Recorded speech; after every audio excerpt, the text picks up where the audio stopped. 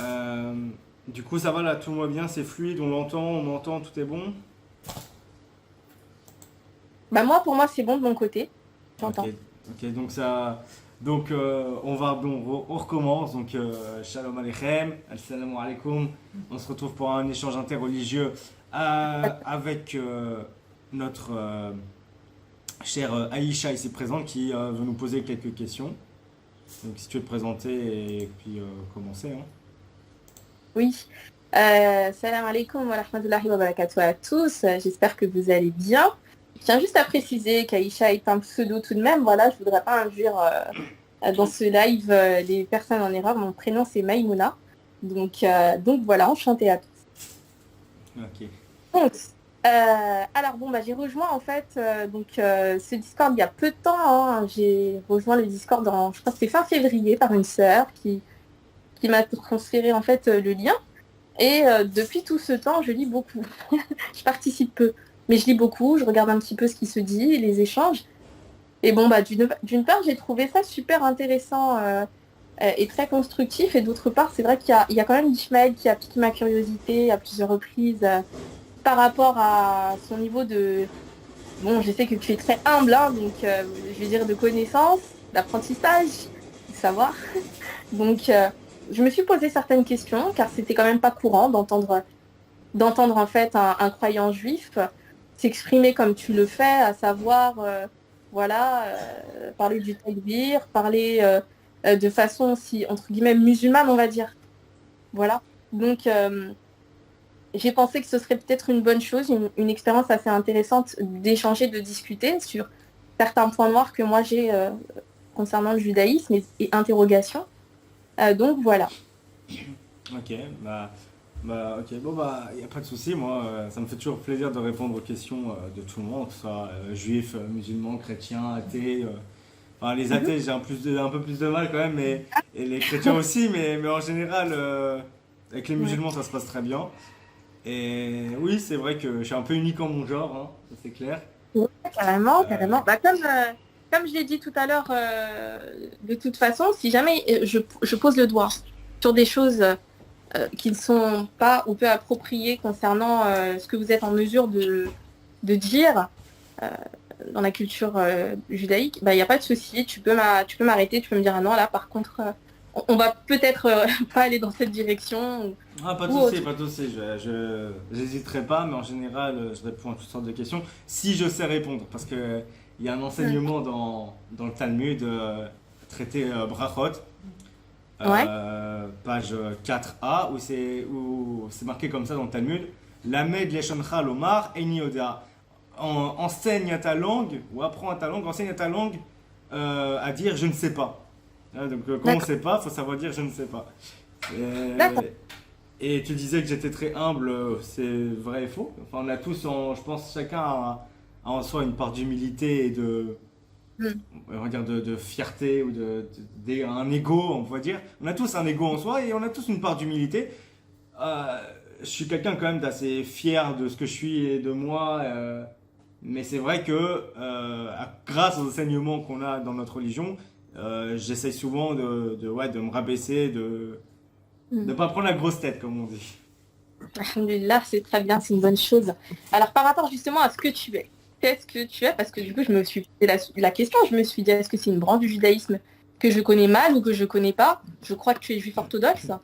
Exactement, je suis juif Voilà. orthodoxe. Alors, après, il y a juif orthodoxe et juif orthodoxe. Mais en fait, pour ma part, je suis déjà converti, mais c'est pas.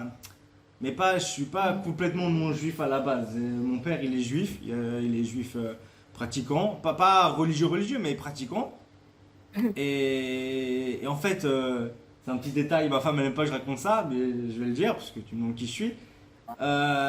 Du côté de ma famille paternelle, on descend de Rachi. Rachi, c'est Rabbi Shlomo Yitzhaki de France, donc il y a D'accord. environ 800 ans, 800, 900, ouais, 800 ans, et qui lui-même descendait d'un rabbin tanaïque du Talmud, de l'époque du Talmud, qui s'appelle Rabbi Yochanan Assandler, Rabbi Yochanan le Sandalier, qui lui-même descendait du roi David, de Daoud, alayhi salam, du roi David. Et donc, du côté paternel, en fait, j'ai du sang royal d'Israël, le sang de David Améler, de Daoud alayhi salam dans mes veines. Sauf que, pour un savoir, c'est que comme je suis converti, quand on est converti dans le judaïsme, la conversion, c'est vraiment, tu deviens un nouvel homme, tu as une nouvelle âme en toi, et en fait, tu changes complètement d'état, tu changes complètement de catégorie d'homme, et en fait, du coup, mes parents, aux yeux de la Torah, aux yeux du judaïsme, pour un converti, bah, mes parents, en fait, c'est Abraham et Sarah. Donc, Ibrahim, alayhi salam, et sa femme Sarah, alayhi shalom.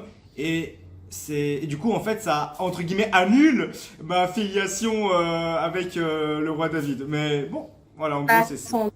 Ok, d'accord, c'est clair, j'ai compris. Ok, d'accord, wow, oh, wow, c'est riche. Pas de problème, pas de problème. Et je me posais donc du coup cette question de qui tu es en fait, ton ascendance et religieusement, encore une fois, hein, car j'ai entendu prononcer certaines paroles, moi, qui m'ont fait savoir en fait du coup de ta branche orthodoxe. Je pense pas que tu sois ultra orthodoxe, mais de ta branche orthodoxe en fait. Voilà, quand je t'entends dire Inch'Allah, quand je t'entends dire Allah subhanahu wa ta'ala ou Allah azza wa jal, moi je me demande en fait, est-ce que c'est une branche spécifique de l'orthodoxie qui permet en fait et reconnaît en fait ceci, ou est-ce que c'est toi, de ton action libre, qui décide en fait de t'exprimer ainsi car tu reconnais certaines, comment dire, filiations ou plutôt raccords avec l'islam? Alors, cette question, elle est, bon, elle est assez complexe. Il y a un peu des deux, je dirais. C'est-à-dire que d'un côté, on va dire comme ça. Moi, en fait, d'un côté, par, on va dire, ressenti personnel et aussi étude personnelle de ce que moi j'ai pu étudier et cet intérêt, cette étude pour les religions en général, mais surtout l'islam, m'ont amené en fait à me poser la question, mais qu'est-ce que dit la Torah? Qu'est-ce que dit le Talmud? Qu'est-ce que dit le judaïsme en général, les sages d'Israël? Qu'est-ce qu'ils disent sur l'islam? Qu'est-ce qui est permis de dire? Qu'est-ce qui est permis de faire?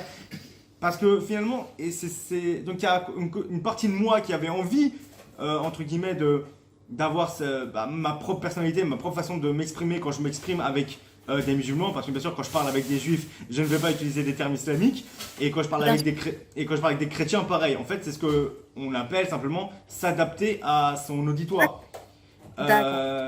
Moi, maintenant, moi je me suis posé des questions, et en fait, on a totalement le droit. Et regarde, après, encore une fois, faut voir faut faire la distinction entre les sages d'Israël, vraiment les sages qu'on pourrait appeler, si vous voulez, les savants, les ulama, et les rabbins en général. Un rabbin, un rave, ce qu'on pourrait appeler une espèce d'imam ou un cheikh, mais sans qu'il soit pas un cheikh qui n'est pas un savant. Vous savez, un petit cheikh de petit village là. C'est voilà, c'est un prédicateur quoi. C'est sans être un savant, sans être quelqu'un qui fait des fatwas, quelqu'un qu'on suit, qui parle de fiqh, etc., de jurisprudence. C'est voilà, faire la distinction. Parce qu'il y a des rabbins qui sont contre cette façon de s'exprimer, même avec des musulmans, cette façon de dire des mots arabes. Oui. Oui. Voilà. Il y a des rabbins qui peuvent être contre, mais les rabbins ne font pas, les rabbins, je dis bien, et pas les sages, ne font pas forcément autorité. C'est pas eux qui sont représentatifs du judaïsme orthodoxe. Ce qui est représentatif du judaïsme orthodoxe, c'est tout d'abord la Torah, les 5 volumes de la Torah, donc le livre de Dieu, les livres des prophètes, donc la Bible hébraïque, la suite, donc les livres des prophètes, comme celui que vous reconnaissez, par exemple, les psaumes, les Teilim, Al-Zabour de Daoud alayhi salam, du roi David. Et tout ça, c'est déjà la base. Ensuite, il y a le Talmud. Donc le Talmud, ça comprend plusieurs choses, mais en gros, le Talmud. Et les grands sages, les Rishonim, Achronim, les grands sages reconnus comme étant des sages, qui ont écrit des ouvrages qui sont pour nous comme vraiment... c'est pas à prendre au pied de la lettre, mais disons que c'est des enseignements qui sont là vraiment pour diriger nos vies. Ça c'est le judaïsme orthodoxe. Donc moi je vois que déjà il y a plusieurs rabbins du Moyen-Âge, enfin quand je dis rabbins, des sages pardon, du Moyen-Âge, comme le Rambam, Maïmonide. D'ailleurs Maïmonide est très connu et très apprécié en général dans le monde musulman.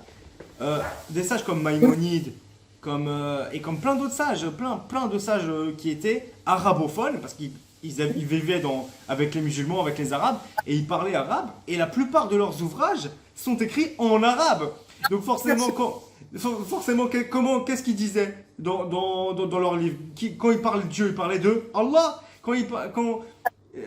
Il y a un livre il y a des livres par exemple, qui commencent par Bismillah. Il y a des livres juifs orthodoxes, de rabbins, enfin de sages orthodoxes du Moyen Âge.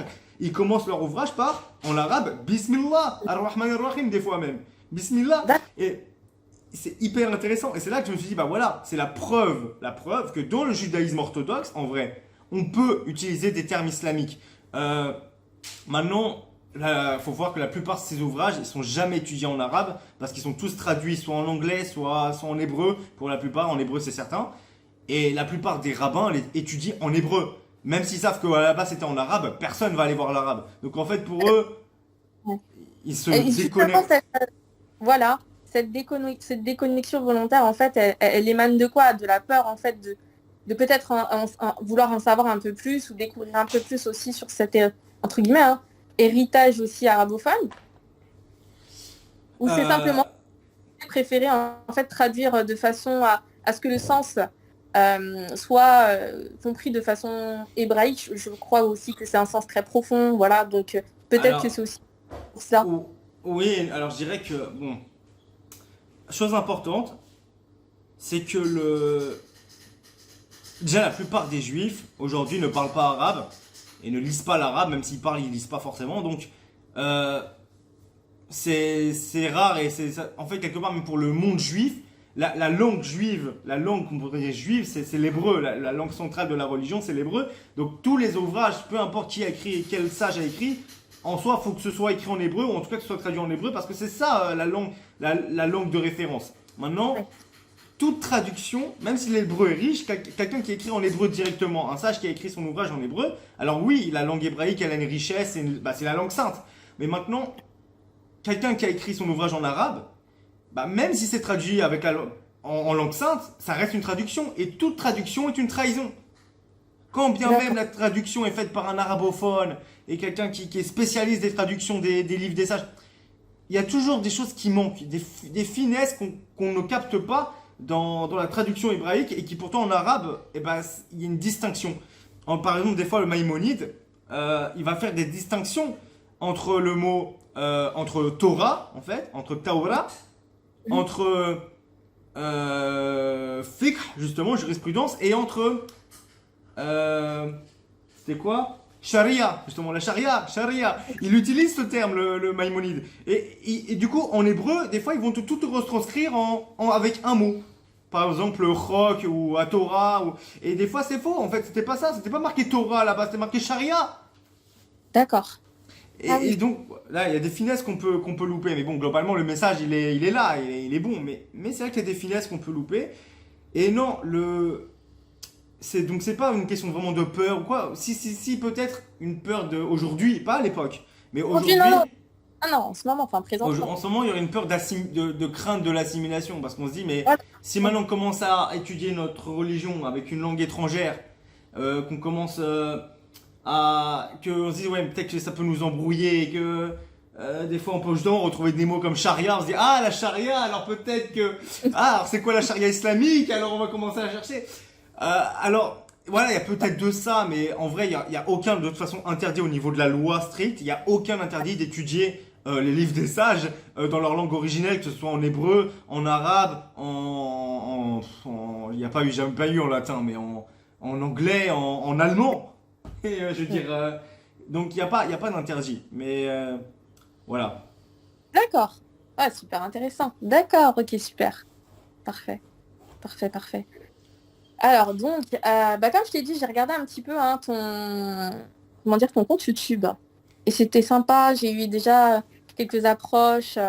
J'ai vu qu'il y avait quand même pas mal déjà d'échanges existants que tu as eu avec des musulmans et tout. Et déjà bravo, c'est très bien, parce que personnellement, moi je pense qu'il faut entretenir ce genre de choses-là. Il y a énormément de personnes voilà, de croyants des deux en fait communautés, qui pensent que c'est pas possible d'échanger, de se comprendre ou d'essayer de partager un petit peu voilà on va dire savoir, mais point de vue, on va dire, à la rigueur. Et moi, j'en ai quelques-uns, très, très brièvement, hein, qui comment dire, me font me poser quelques questions. Euh, et j'espère, Inch'Allah, qu'on va pouvoir tenter d'y répondre, enfin, que tu vas pouvoir tenter d'y répondre. Donc voilà. Je sais pas par quoi commencer. Je sais pas, on va peut-être parler, enfin, je vais peut-être commencer basique. Enfin, regarde, par exemple, voilà, sur une de tes vidéos, j'ai vu que tu parlais de la promesse en fait faite à Ishmaël. Voilà, la promesse faite à Ishmaël, en fait, voilà, par exemple, j'aimerais bien revenir dessus, parce que pour moi, en fait, si tu veux, il y a des choses peut-être qui sont, je vais essayer d'employer les bons termes hein, pour froisser personne. Pas des loupés, mais peut-être des raccourcis voilà, qui ont été faits concernant en fait la promesse, pas la promesse en elle-même, mais ensuite la compréhension plus tard hein, de l'archange en fait Gabriel qui est venu en fait et a rencontré le prophète Mohammed sallallahu alayhi wa sallam. Donc je voulais en fait revenir dessus, que tu reviennes dessus, parce que pour vous, en fait, l'ange qui s'est présenté, c'est un ange inférieur, subalterne. Oui, Or en alors. fait, Ouais. oui, Non, c'était un vas-y, ange en vas-y. fait, c'était un ange en fait inférieure, subalterne. Et pourtant, dans la Torah, en fait, la réalisation de la promesse faite à Ishmaël, elle est véridique. Elle est véridique. Donc Dieu a choisi de la caractériser donc, par Mohammed plus tard, donc qui sera élevé en degrés, euh, tant et si bien en fait que justement cette promesse en fait elle va s'accomplir lorsqu'il va recevoir la révélation de l'archange Jibril. Donc pour les musulmans, mais pour le peuple juif en fait, il va s'agir donc je crois, un Maguide, vous dites. Il s'agit d'un Mhm. Maguide. Il s'agit d'un Maguide et en fait, donc d'un rang inférieur. Parce que bien entendu, il y a des rangs bien distincts. Et ce qui se passe en fait, c'est que moi j'ai un petit peu regardé donc justement la classification du judaïsme en fait par rapport au rang des anges. Et quand on prend même en fait l'essence en fait de Gabriel, Gabriel signifie force de Dieu. Or, euh, on sait que Gabriel, en fait, c'est celui qui dirige les forts, les kérubim, les kéroubim. Et les anges, en fait, ces kéroubim-là, ils ont un grand savoir. Ils ont un grand savoir et c'est le chef des kéroubim. Donc, pourquoi n'est-il pas, en fait, plus, même en parlant, en fait, simplement logiquement, et je me dis, en fait, pourquoi n'est-il pas logique pour les juifs qu'il s'agisse bien, en fait, de l'archange Gabriel et non pas d'un subalterne? Parce que Dieu, il est omnipotent, il est omniscient. Comment pourrait-il, en fait, révéler un message si parfait et ensuite laisser ce message être transmis par un ange subalterne avec, entre guillemets, des anomalies, parce que pour vous, c'est ce qui est rapporté. C'est un ange subalterne qui a fait cette révélation-là, avec des anomalies, étant donné qu'il n'avait pas la connaissance, en fait, de ces anges, c'est au premier degré rapproché, en fait, du très haut. Et effectivement, on voit bien que les kéroubim, ce sont les anges. Ce sont les anges, en fait, qui sont les gardiens du savoir. Ce sont en fait les gardiens des archives de Dieu. Ok. Donc, question pourquoi ça ne serait pas l'ange Gabriel? Pour vous, voilà, c'est ça. Ok. Ok, alors, Il y a comment pas mal de... expliquer? Déjà, je vais partir sur une donnée de base qui est déjà en fait les trois positions du judaïsme orthodoxe par rapport au statut de Muhammad alayhi salam. Euh, la première position, et c'est celle qui est reconnue par. Alors bien là, je te donne vraiment les trois positions, les vraies du judaïsme orthodoxe, Ouais, parce que même la position que je veux dire maintenant, la première, qui est celle reconnue par 98%, si c'est pas 99% des juifs orthodoxes, on va dire 98. J'espère qu'il y en a d'autres comme moi un peu, qui ont un peu cherché et qui ont compris des choses, mais on va dire 98%. Euh, Même eux, ils ont tendance à falsifier cette opinion-là, à la rendre encore pire que ce qu'elle est en fait. Par exemple, il y a la première opinion qui dit donc de toute façon, bien sûr, que ce n'est pas un prophète.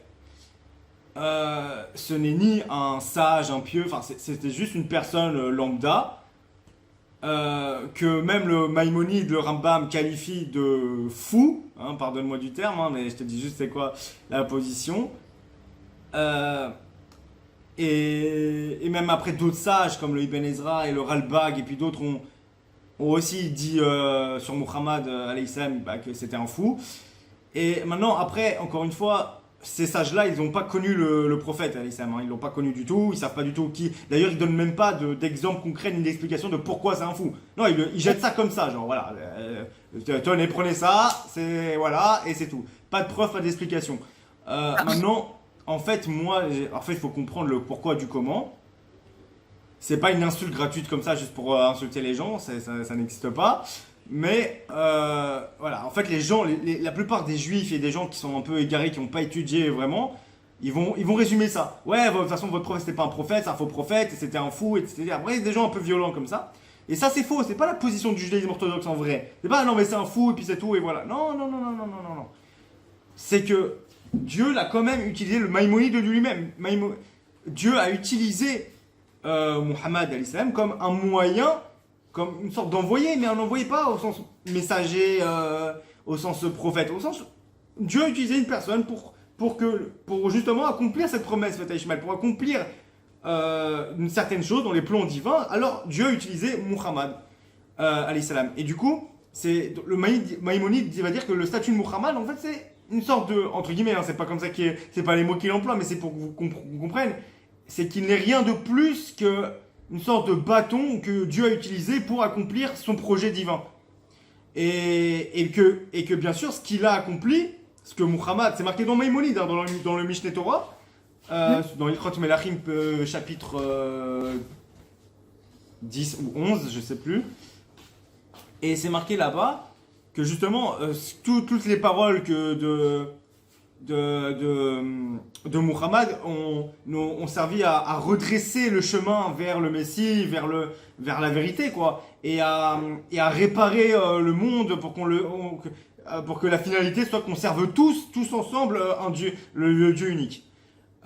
Donc, mais ça aurait été fait entre guillemets, selon Maïmonide, juste indirectement. C'est-à-dire que Muhammad a fait ce qu'il a fait. Et il s'avère que du coup, Dieu l'a utilisé comme moyen pour guider, entre guillemets, le monde, pour redresser un peu le monde qui était en décadence.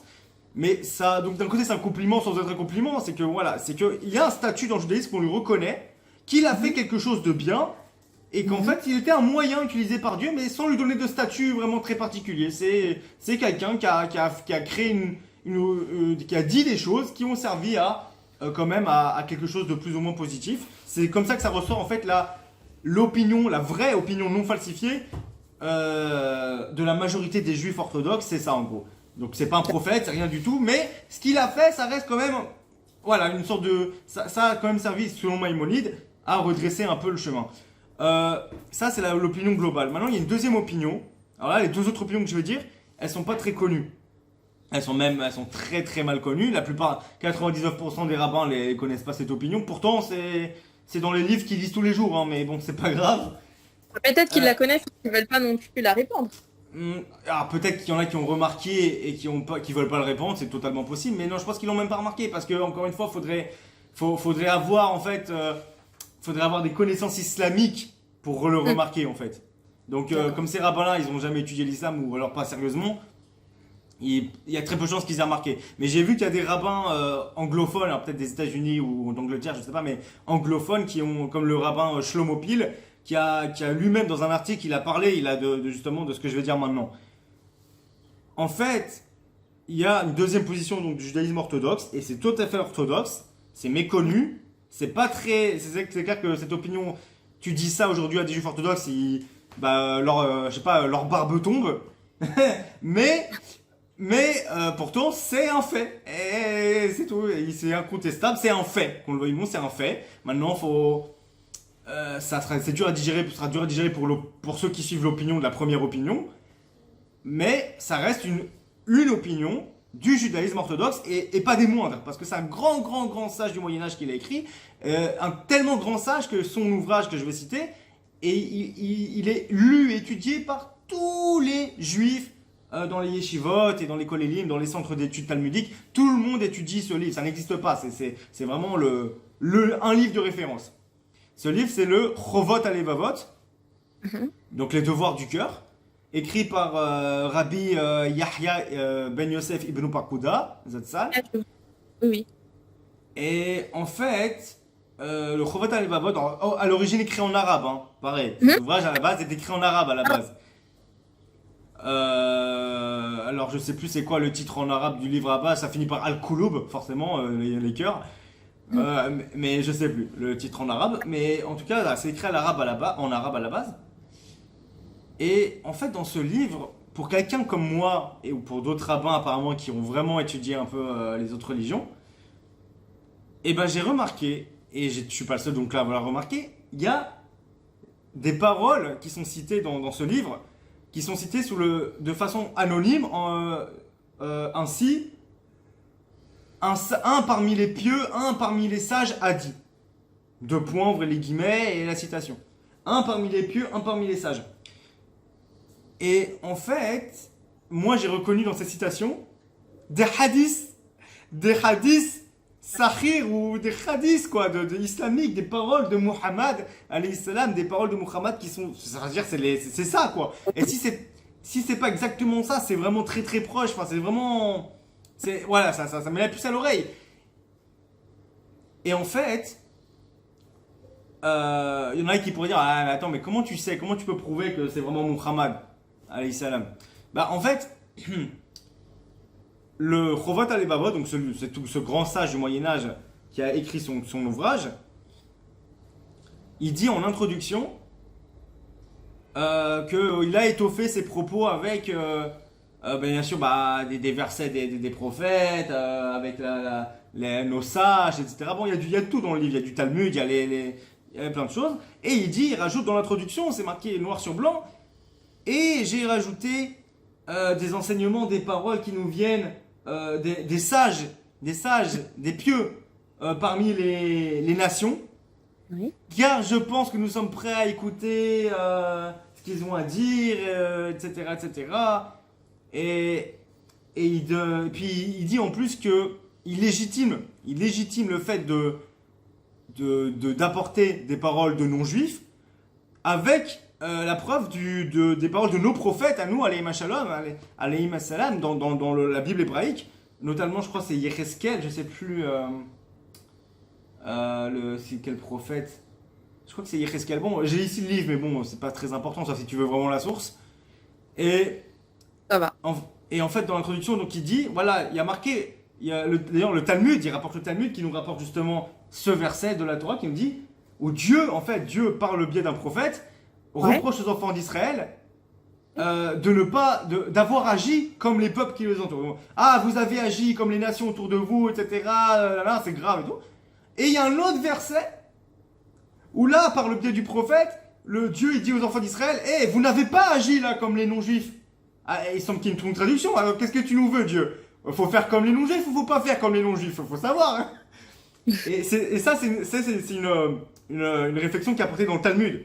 Et le sage en question, le Chovot Alevavot, il le rapporte dans son introduction. Et en fait, il explique comme ça le Chovot Alevavot. Il dit, en fait, c'est quoi la réponse? C'est qu'en fait, quand les goyim, quand les non-juifs, ils faisaient le mal, ils faisaient des choses mauvaises, vous faisiez pareil. Et quand ils faisaient des choses bien, et quand ils faisaient le bien, qu'ils faisaient des choses bien, des bonnes œuvres, et qu'ils étaient sages et pieux, etc., bah là, vous faisiez pas comme eux. Ah. Voilà, en fait, c'est ça. C'est ça, en fait, le reproche. Et c'est ça. Donc, qu'est-ce qu'il nous dit ici, le Chovot Alevavot? Il nous dit, voilà, j'ai cité dans mon ouvrage des paroles de sages et de pieux parmi les nations, parce que voilà, quand ils disent des choses, d'ailleurs, il le dit aussi dans son introduction, il rajoute un autre passage du Talmud, qui dit comme ça, dans le Talmud, c'est marqué, une parole de sagesse, même chez les nations du monde, quelqu'un qui dit une parole de sagesse, même chez les nations du monde, est appelé un sage. C'est marqué dans le Talmud. Donc, au final, c'est ce qu'il dit, le Chovot Alevavot. Il dit dans l'introduction, voilà, sachez que plus tard dans le livre, je vais rapporter plein de propos de non-juifs, qui sont des pieux, des sages, Et ce sont des sages et des pieux, et c'est pour ça que je les rapporte, c'est des gens fiables. En tout cas, ces paroles qu'ils ont dit là sont fiables. Fiable. Et, Elles sont et fiables. là, voilà, donc du coup, on s'attend forcément à trouver donc, du coup, plein de non-juifs dans ce livre. Oui. Or, en fait, il n'y a que deux non-juifs qui citent ouvertement leur nom, ou trois, c'est Aristote, Platon et Galien. Voilà. Ça, c'est les trois qui citent vraiment leur nom. Aristote, Platon, Galien. Mhm. Et, D'accord. sauf que après, on va souvent voir justement un parmi les sages, un parmi les pieux, un parmi les justes, un parmi les etc. a dit. Mais Et là, sans jamais révéler en fait. sans jamais révéler le nom de la personne, de façon anonyme. Et Ouais, c'est comment, ça. et comment on est sûr que c'est bien un non-juif et pas un juif? Parce que plus tard en hébreu, quand on lit dans le texte, dans tout le texte, dans tout le livre en fait, il y a des moments. Alors déjà, quand il cite des paroles de nos sources, bah, entre parenthèses, il y a la source. C'est-à-dire que des fois, il va utiliser la formulation Kumo Neymar, comme il est dit. Par exemple, comme il est dit de points. Ah, là, il va citer un verset, il va citer le Talmud, ou il va citer quelque chose. Et l'édition, les éditeurs, ils ont rajouté entre parenthèses justement la source du Talmud ou du verset de la Torah ou peu importe quoi. Il va utiliser comme il est dit, comme il a été dit, ou des fois il dit ouvertement, comme David a dit, comme Daoud alayhi salam a dit, comme voilà, il va citer directement. On sait quand ça vient de chez nous, c'est clair. C'est clair, Maintenant, il y a. Ouais, ok. Et par rapport à ces voilà. paroles-là, entre Et par parenthèses, il n'y a rapport, pas. attends, et en plus pour ajouter encore une autre preuve de ça, un autre argument, c'est qu'il y a quand des fois il cite quand même des sages ou des pieux juifs, mais anonymement. Mais là, la formulation, elle est différente. Il dit pas un parmi les sages, un parmi les pieux. Il dit un parmi nos sages, un parmi Ah, nos pieux. ah oui. Ah, bah alors là, tu comprends que si la formulation elle est différente, ça veut dire que toutes les fois où il dit un parmi les sages, un parmi les pieux, c'est forcément un non-juif. Ouais. Alors là, voilà, coïncidence ou pas coïncidence, quand on retrouve des paroles de Mohammed al-Islam, des hadiths, dans ces paroles-là citées par le prophète al ça montre quoi? Ça montre que la position d'un des plus grands sages du Moyen-Âge dans le judaïsme orthodoxe, qui est le prophète al Rabbi Yahya ben Yosef ibn Pakuda Zatzal, il reconnaissait le Muhammad al-Islam comme étant un pieux et un sage. D'accord. Attention, Parce que. pas un prophète, mais c'est quand même déjà un level supérieur, c'est déjà un pieux et un sage. Oui, oui, je comprends bien. Je comprends bien qu'il ne s'agit pas d'un prophète non plus, mais qu'il est en tout cas distingué. D'accord. Comme étant un pieux et un sage. Ça, c'est la deuxième position du génie orthodoxe, comme j'ai dit, très méconnue et pas forcément acceptée par les gens que si on leur révèle, mais c'est une réalité parce que le Chovot HaLevavot, c'est un ouvrage reconnu, certifié, tamponné. Hmm. Et à mon avis, si demain quelqu'un il le brûle, il est pas hérétique, mais on l'excommunie quand même. D'accord. Non, parce qu'en fait, j'avais déjà discuté de ça brièvement avec un juif aussi pour qui j'ai beaucoup d'affection, hein, qui est très très gentil. Mais voilà, néanmoins, qui reconnaît en fait que la seule chose qui est véhiculée, à savoir que non, le prophète Mohammed n'est pas un prophète, ni un prophète des nations d'ailleurs, sallallahu alayhi wa sallam, ni un prophète des nations. Donc ça, tout de même, c'était problématique pour moi. C'était problématique pour moi parce que bon, ça fait pas très longtemps hein, que je regarde un petit peu, voilà, les écrits et tout, mais il me semblait tout de même que c'était beaucoup trop simpliste. Voilà. Donc j'ai fait quelques petites Bah, recherches, j'ai regardé un petit peu ce qui composait en fait vos écritures et, et de ma propre déduction, même par logique, bah je veux même pas croyance ni quoi, hein, mais encore une fois, voilà, comment la parole divine saurait être, euh, comment dire, euh, transportée par un être qui l'a créé, mais qui n'est pas doté en fait de ce savoir, de cette connaissance pour la révéler en fait parfaitement. Ça n'existe pas. je t'écoute, hein, je suis juste en train de chercher un document, une source, quelque chose. Je t'écoute, je suis là. Alors, En ce sens, c'est clair. Dieu est tout puissant et il ne fait pas d'erreur. on est d'accord. Maintenant, voilà, dans cette source-là. Après, voilà, donc ça, c'est la deuxième position du judaïsme orthodoxe. Et la troisième position, donc la troisième position, qui est encore plus dure à accepter et plus violente, mais pourtant là c'est vraiment explicite. Ouais. Ouais. Euh, c'est en fait que, donc on a dit la première position, on a dit la deuxième que c'était un sage et un pieux. Ah. Troisième position, bah justement prophète. Troisième position, prophète des nations, hein, bien sûr, hein, ça peut pas être autre chose, parce que c'est un nom juif. Prophète des nations, et en fait c'est dit, la source c'est aussi un grand sage du Moyen-Âge qui fait partie des Rishoné à Rishonim, donc des premiers sages du Moyen-Âge. Il a devancé même Maïmonide, il était un peu avant lui. D'accord. Et d'ailleurs, Maïmonide avait beaucoup de respect, même s'il était totalement en contradiction avec lui sur ce sujet-là, mais il avait un profond respect pour ce sage, quand même. Ce sage, c'est Rabbi Netanel ben Al-Fayoumi Zatzal. Donc, Rabbi Netanel ben Al-Fayoumi. Il a écrit un livre qui s'appelle, en hébreu, Gan HaSechlim. Mhm. Gan HaSechlim, donc le jardin de l'intellect ou le verger des opinions, il y a plusieurs traductions en français. Euh, En fait, de base, ça a été écrit, bien sûr, en arabe. En arabe, ça s'appelle... Comment ça s'appelle déjà? En arabe... Sachlim s'appelle... Oh là là, j'ai perdu. Comment il s'appelle en arabe cet ouvrage déjà? Bustan al-Aoukul. Bustan al-Aoukul. Ok. Ok, donc ça c'est son livre qui a été écrit en arabe à la base. Et ce grand sage, qui est reconnu comme un Kadosh Elion, il n'est pas très connu par les gens qui se penchent pas sur les sages du Yémen, mais ceux qui sont un peu penchés, c'est un sage qui est reconnu, pour ceux qui connaissent les sages du Yémen, comme vraiment un Kadosh Elion, c'est vraiment un saint, quoi. C'est vraiment quelqu'un de... C'est pas un débile, quoi, voilà. C'est pas le petit rabbin du quartier, de la synagogue, de je sais pas où. C'est vraiment un Mm. grand sage, un grand.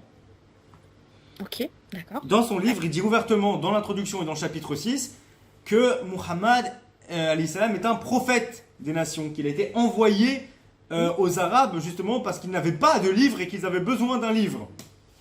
Mhm. C'est D'accord. explicite ça quand même. Ok. Donc il le dit, c'est un prophète des nations qui est envoyé donc aux Arabes, mais pas à nous les Juifs. Et après il prouve dans son livre qu'en fait voilà pourquoi il n'est pas envoyé à nous, etc. Mais en fait voilà, dans l'idée c'est ça, c'est que c'est un prophète envoyé aux Arabes ou aux nations, mais aux Arabes qui n'avaient pas de livre et voilà. Et en fait ça donc c'est assez explicite, c'est une source qui est pareil très explicite. Des rabbins d'aujourd'hui vont des fois essayer, mais ça c'est de la pure, mais de la... Je vais pas dire du pur égarement, mais vraiment ça me fait rire. Des rabbins vont essayer de dire non, mais non, c'est écrit dans un contexte très particulier, parce que au Yémen en fait pendant une certaine, pas toutes les périodes d'ailleurs, on va le voir d'ailleurs plus tard, il y a une autre source, mais c'est pas grave. Mais au Yémen il y a eu des périodes où ça allait, mais le gros, c'est vrai que le gros de la période au Yémen pour les Juifs du Yémen, ils ont énormément souffert, ils ont été persécutés, opprimés par le pouvoir musulman. Je préfère dire le pouvoir arabe que musulman parce que un vrai islam n'opprime pas les non-musulmans. Mais voilà, ils se disaient musulmans, donc malheureusement c'est ça. Et ils ont beaucoup souffert du pouvoir musulman, en dehors de certaines périodes spécifiques. Et ils disent que oui, voilà, en fait, il était forcé de dire ça et tout. On sait à tous les coups, il était forcé de dire que c'était un prophète pour éviter qu'il se fasse massacrer. Bon, ils disent ça, mais en fait, c'est de la spéculation. Il n'y a aucune preuve, c'est que la spéculation. Et c'est surtout un manque évident, mais alors évident, d'honnêteté intellectuelle, parce que ces gens-là, ça se voit, qui disent des fois avoir lu le livre, ils n'ont pas lu le livre. Moi, j'ai lu le livre, et celui qui a lu vraiment le livre, il peut pas dire qu'il a fait exprès de dire ça, c'était vraiment dans quelle nécessité pour sauver sa vie. Pourquoi? Parce que si le but du livre, il était de plaire aux musulmans, Mhm. Il serait allé plus loin. non, sans dire qu'il serait allé plus loin. Non, pas abusé, c'est pas un réformiste.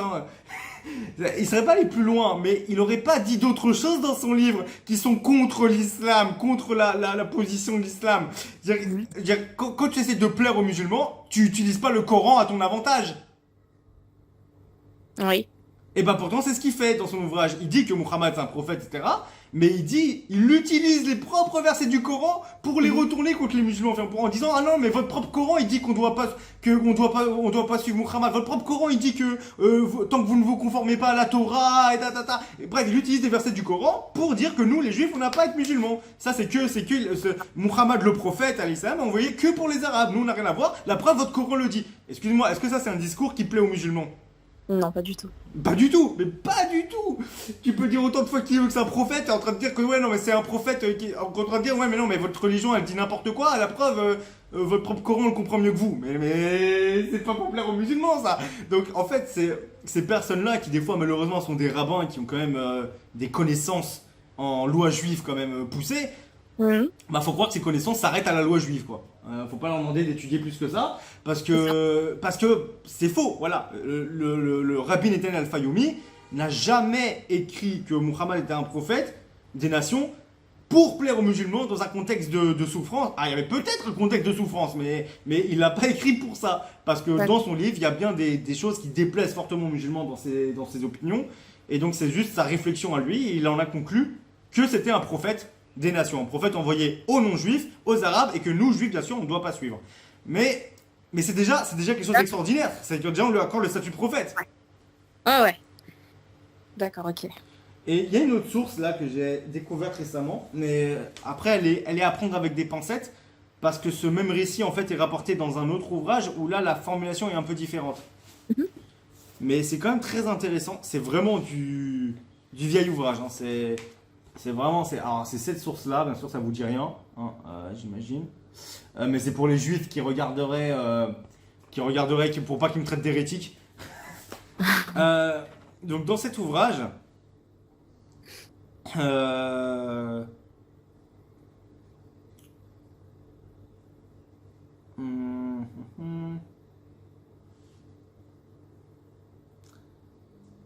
alors. En fait, dans ce livre, il y a marqué ici, c'est rapporté en fait toute une sorte de, enfin, c'est hyper dur à lire en plus, c'est en caractère Ktav Rashi à l'ancienne, en plus c'est pas clair. Mais là, ce que j'arrive à voir, c'est qu'ils disent Kam Ishmaeli Echad Vayomer Sheaya Mizera Muhammad Anavi. Alors il raconte que là, dans leur période, il y a un Ismaélite qui s'est élevé. L'Ismaélite en question, c'est un arabe, un musulman qui s'est élevé. Je vois, ouais. Et je crois qu'ils disent son nom plus tard, mais bon, en tout cas, voilà. Ils disent ici, ils racontent une anecdote, quelque chose qui s'est passé, c'est un témoignage officiel, sûrement d'un sage en plus, écrit par un arabe. Mais j'arrive pas à lire vraiment c'est quoi le nom du. Yahya, quelque chose, mais c'est pas le Chovoté. Bon. En tout cas, il dit Kam Ishmaeli Echad, il s'est levé un Ismaélite, un arabe, un musulman. Vayomer Sheaya Mizera, et il a dit qu'il était de la descendance Muhammad Anavi, du prophète Muhammad. Alors en fait, c'est intéressant parce que là, ça s'adresse à des juifs. Alors même des juifs, ils connaissent même pas ça, tellement c'est une correspondance apparemment, comment ça doit être un truc tellement local, cet ouvrage-là, que même des juifs, ils le connaissent pas.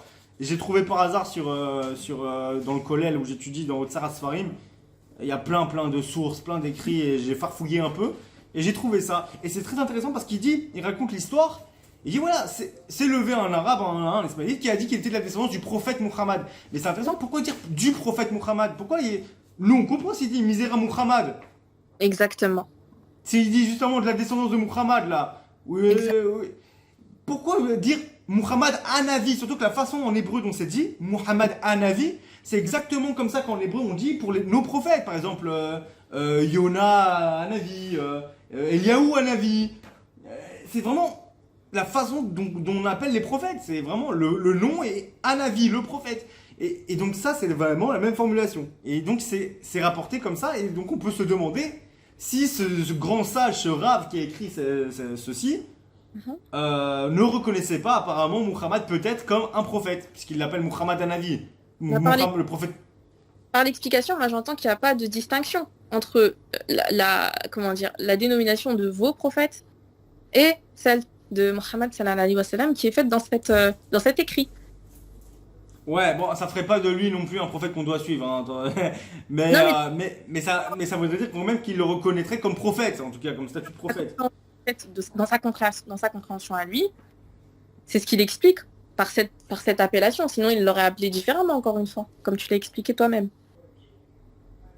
Voilà. Et en fait, pourquoi je dis que c'est à prendre avec des pincettes quand même? Parce qu'il y a une autre source, en fait, qui rapporte la même chose, mais un peu différemment. Donc là, la source que j'ai amenée, c'est Sefer Shalshelet HaKabbalah. J'arrive pas à lire le nom du sage qui a écrit ça. Yahya, je sais pas quoi. Je sais pas. J'arrive pas à lire. Mais il y a une autre là, c'est rapporté aussi. Voilà, c'est ici. Dans ce livre-là, c'est quoi ce livre? Ah. Comment tu lis ça là? Tsafro? Sfaro, je sais pas. Bon, en tout cas, ce livre-là. Voilà. Donc, je vais monter dans la caméra ici. Voilà. Bon, en fait, c'est Keilat Sifro, Sfaro, je sais pas trop comment le lire ce machin. Bon, ça s'appelle comme ça. Keilat Tsefaro, Sfaro, Sfaro. Mais et. Non, David Ovadia. Je sais pas, David Ovadia, apparemment. Je sais pas vraiment qui a écrit ça, mais en tout cas, c'est une source authentique, encore une fois, que j'ai trouvée dans le Kollel. Donc, dans un centre d'études, donc c'est fiable. On met pas des trucs d'hérétiques dans ce genre de documents, enfin, dans ce genre d'endroit. Et là, pourquoi je dis que c'est à prendre avec des pincettes? Parce que là, en tout cas, il faut voir qu'en fait, lequel est écrit en premier. Faudrait savoir, comme ça, on serait fixé. Je pense que ça se vérifie facilement. Mais là, c'est marqué. Au Vishnat Tafshin Samer Vav, donc dans l'année. Alors c'est quoi Tafshin Samer Vav? Tafshin Samer Vav. 5000. 5000. Bon, peu importe. Au Moyen-Âge. Hein. Voilà. Dans les années Tafshin Samer Vav, Kam Ishmaeli Echad. Donc c'est pareil, c'est dit quand même. C'est levé un ismaélite. Ve'amar Shaya Misera. Il a dit qu'il était de la descendance. Muhammad Neviam. Et là c'est un peu différent. C'est pas marqué Muhammad Anavi. Donc Muhammad le prophète. Ou le prophète Muhammad. Mais Muhammad leur prophète. Pardon, ça a coupé. Tu peux répéter, s'il te plaît? J'ai dit là c'est marqué Muhammad Neviam, leur prophète. Leur prophète, d'accord. Alors du coup, on peut aussi dire que ça veut pas dire que peut-être que vraiment ils reconnaissent comme prophète, mais ils précisent là que c'est leur prophète, pas le nôtre. Mais ça peut aussi vouloir dire tout simplement, oui, leur prophète, et eux ils disent c'est un prophète. C'est-à-dire que ça met quand même la puce à l'oreille, on ne sait pas trop. Mais c'est intéressant quand même. C'est intéressant de voir que faut vérifier la source. Qui a écrit en premier pour être sûr de l'authenticité du document, mais en gros c'est intéressant.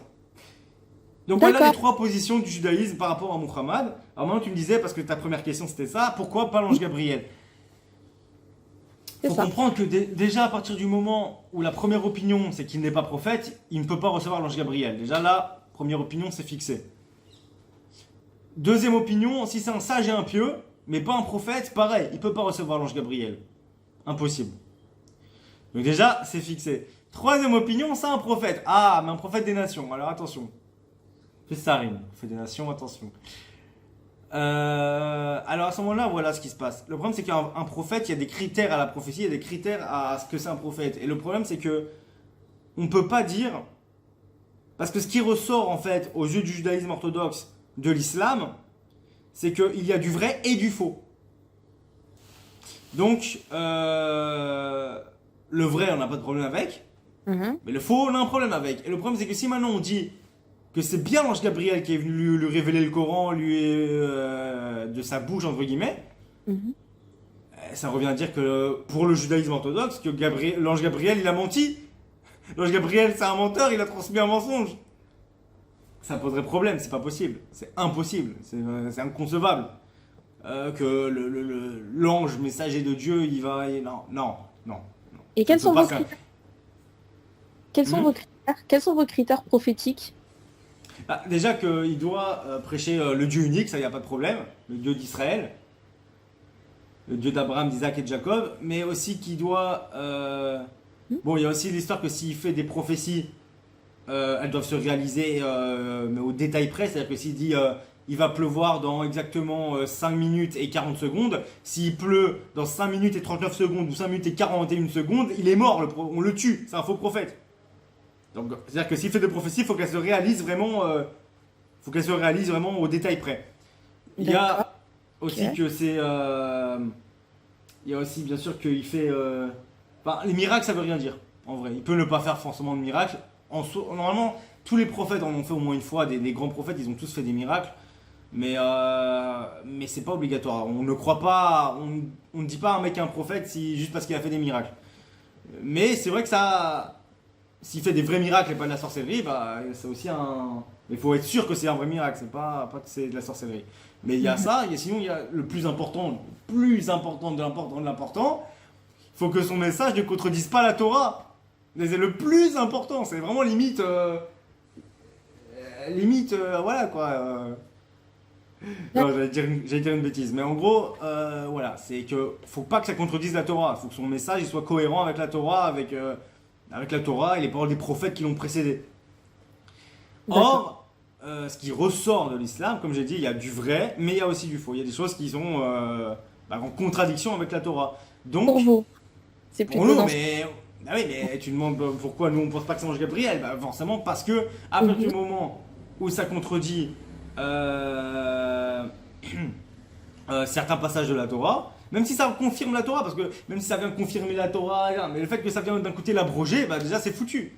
Donc le fait qu'il y a des confirmations, certes, mais il y a des contradictions. Ces contradictions font que déjà ça peut pas être l'ange Gabriel qui lui a enseigné ça. Impossible. Voilà. Alors qu'un Maguide, comme on avait dit, un ange qui est plus révélé à des sages et qui vient enseigner de la Torah ou des secrets des fois de la Torah, des profondeurs de la Torah, mais qui vient des mondes inférieurs, donc qui souvent peut induire qui pas souvent, qui d'ailleurs induit en erreur en mêlant le vrai et le faux. Bah c'est plus cohérent que là du coup dans l'islam il ressort du vrai et du faux. Et tu vas me dire ah oui mais alors pourquoi? Attends parce que tu m'as dit En dans fait, ta question. abroger la Torah, Attends. mais laquelle? Falsifier. Allô? Mhm. Ouais, Mhm. ouais, Je attends, t'entends un peu. attends. Ça va. Là, ça se remet. Ouais, attends 2 secondes, parce que je répondais encore à ta question. Ouais. J'anticipe. Tu m'as demandé,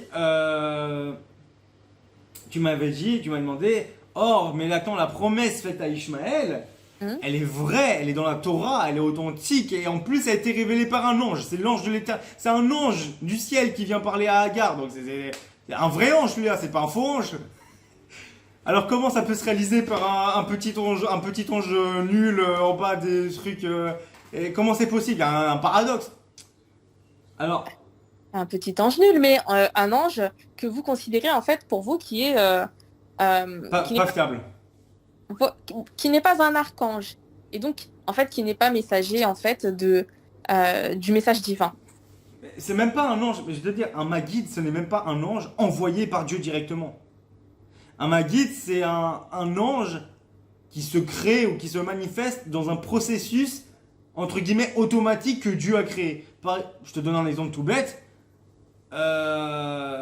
L'attraction terrestre et la gravité, tout ça. Si maintenant, je sais pas, moi, je prends un livre d'idolâtrie, tu vois, un livre d'idolâtrie, d'accord, là. Un Mhm. livre de shirk, ok. Je prends ce livre et je le balance par terre, là, du haut d'un immeuble. Ouais. Ou même, sans le balancer, je le lâche comme ça, du haut d'un immeuble. Et il tombe, il va se fracasser en bas, là, par terre. Ouais. Ce livre d'idolâtrie, ce livre de shirk, Ouais. euh, c'est pas Allah subhanahu wa ta'ala, c'est pas Dieu lui-même qui a pris le livre et qui l'a bien fait, qui l'a baissé jusqu'en bas. Non, Dieu a créé un processus dans la création qui s'appelle la force de gravité, l'attraction, etc. Qui fait qu'automatiquement, c'est automatique, c'est pas Dieu qui fait tomber le livre. Dieu a créé Alors, le processus qui fait tomber le livre.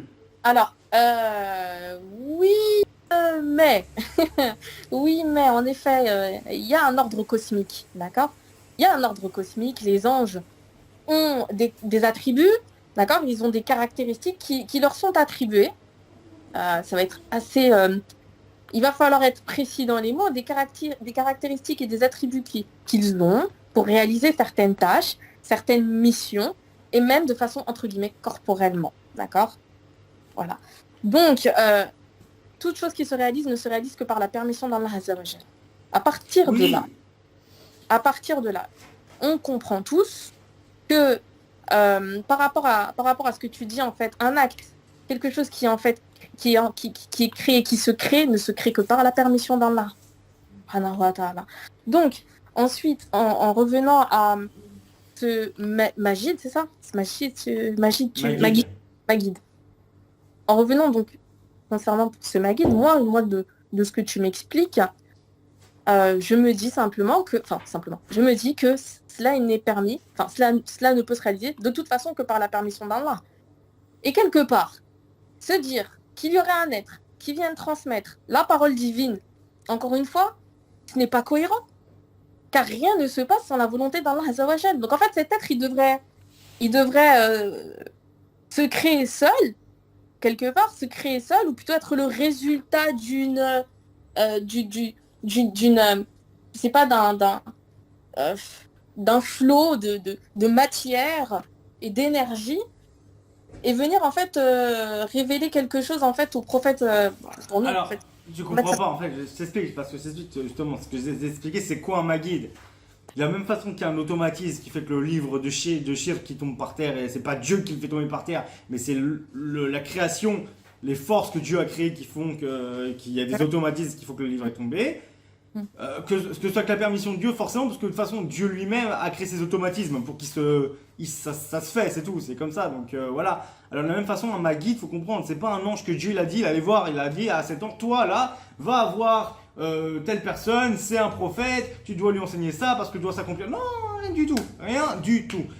Mohammed alayhi salam, pour la vision juive, que c'est un prophète ou que c'est un sage, dans les Mm. deux cas, parce qu'un sage aussi peut recevoir, mais même un prophète, d'autant plus un prophète, euh, c'est que, en fait, quand on a une poussée de sagesse, quand on a une poussée vraiment de grande sagesse, on a un changement radical dans notre sagesse, dans notre perception de Dieu et du monde, etc.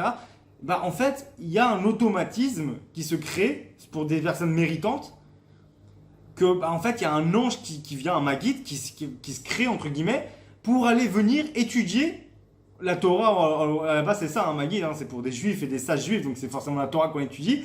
Et pour étudier la Torah avec tel sage. Tu, Or, tu parles des Ayot HaKodesh? non, non, non, rien à voir. Non, non, ça n'a rien à voir. Les Magidim, c'est vraiment une catégorie d'anges. C'est presque du par défaut. C'est pas vraiment des anges qui ont un rôle depuis la nuit des temps. Dieu il a créé le monde, il y avait ces anges présents. Non, c'est vraiment. Les Magidim, c'est bon, c'est complexe, c'est de la Kabbalah, mais c'est des anges qui sont vraiment nés d'automatisme. Il y a des processus que Dieu a créés que quand un être humain qui est fait à l'image de Dieu, il a voilà, une montée de sagesse, il a quelque chose qui fait qu'il y a un moment propice où il est méritant d'avoir on pourrait dire une sorte d'aide. C'est un peu une aide contre lui aussi, tiens. Mais, mais une aide dans sa sagesse, dans la Torah qu'il est en train d'assimiler. Bah, Dieu a créé cet automatisme. C'est comme ça, quand il y a une personne comme ça, bah hop, il y a un ange qui vient. Et selon le degré de sagesse, selon le degré vraiment de où la personne elle est, l'ange qui vient, il vient de plus ou moins des mondes inférieurs ou supérieurs. Et donc du coup, plus il vient des mondes supérieurs, plus que l'ange va dire est fiable et véridique, plus il vient des mondes inférieurs, plus ça va être très obscur, soit très obscur et presque incompréhensible, donc tu peux mal comprendre et mal interpréter, enfin c'est sûr, même s'il va dire une vérité, juste que tu la comprends pas, soit cet ange est fait pour te dire des mensonges et des erreurs, parce que c'est en fait pour te tester quelque part, c'est une façon de tester, voilà, c'est vraiment, voilà. Et en fait, c'est paraît logique pour nous les juifs d'ailleurs, que si Muhammad alayhi salam il reçoit un Maguide, c'est forcément un Maguide d'un niveau bien inférieur à ceux des sages juifs quoi, qui vraiment sont en niveau Torah, ils sont vraiment à fond. Parce que nous, ce qu'on va dire, c'est que ce qu'il lui a dit le Maguide, en fait, et c'est de la Torah, parce que c'est ça, justement. Qu'est-ce qui doit s'accomplir, justement, comme promesse faite à Ishmaël? C'est, entre guillemets, l'islam. Mais l'islam, en fait, l'islam parfait, en fait, que quelque part, on aurait pu espérer en tant que juif, c'est un islam qui contredit pas du tout la Torah. Un islam qui dit aux Arabes, aux Ismaélites, oui, vous pouvez aussi arrêter de manger du porc, alors que les non-juifs ont le droit de manger du porc. Mais ça contredit pas la Torah, on n'a pas de problème à ce qu'ils mangent pas de porc. Qu'ils boivent pas d'alcool, c'est pas interdit pour les non-juifs, mais il n'y a pas de problème à ce qu'ils s'interdisent tout ce qu'ils veulent s'interdire, il n'y a pas de problème. Tant qu'ils ne commencent pas à contredire vraiment la Torah. Et s'il y avait ça, par exemple si l'islam disait, oui, voilà, les enfants d'Israël, tout ce qu'elle dit déjà sur les enfants d'Israël, même les côtés négatifs des enfants d'Israël, c'est pas un problème, ça contredit pas la Torah. La Torah elle-même, elle nous a donné des claques, il n'y a pas de problème. Ça en met juste une couche, c'est pas grave. Mais on a l'habitude. Mais que d'un côté, ça disait, et les juifs ont raison de se conformer au Shabbat, et les juifs ont raison de se conformer à la Torah, et tout juif qui transgressera la Torah ira en enfer. Ah bah, ça, y a pas de problème, super, mais oui, c'est magnifique. Le problème, c'est qu'elle dit, l'islam dit, oui, la Torah, c'est un livre de Dieu révélé à Moïse, et c'est un livre de Dieu, il y a la guidée, il y a la lumière, et puis les juifs, ils ont transgressé, ils sont maudits ceux qui ont transgressé le Shabbat, et non, ok, ça va. Sauf qu'après, ça dit, oui, mais maintenant, ce livre, il est abrogé. Alors, il est falsifié, il est mis de côté, maintenant il faut suivre le Coran. Ah bah là, ça va pas du tout. Donc en fait, c'est ça le truc, c'est que le Maguide, il est venu voir le prophète Mohammed, et il lui a enseigné en fait de la Torah en fait. Les 7 lois de Noé par exemple, c'est-à-dire les interdits de base pour les non-juifs, que aux yeux de la Torah, les non-juifs sont obligés d'accomplir. C'est 7 lois de Noé de base. Ça y est dans l'islam.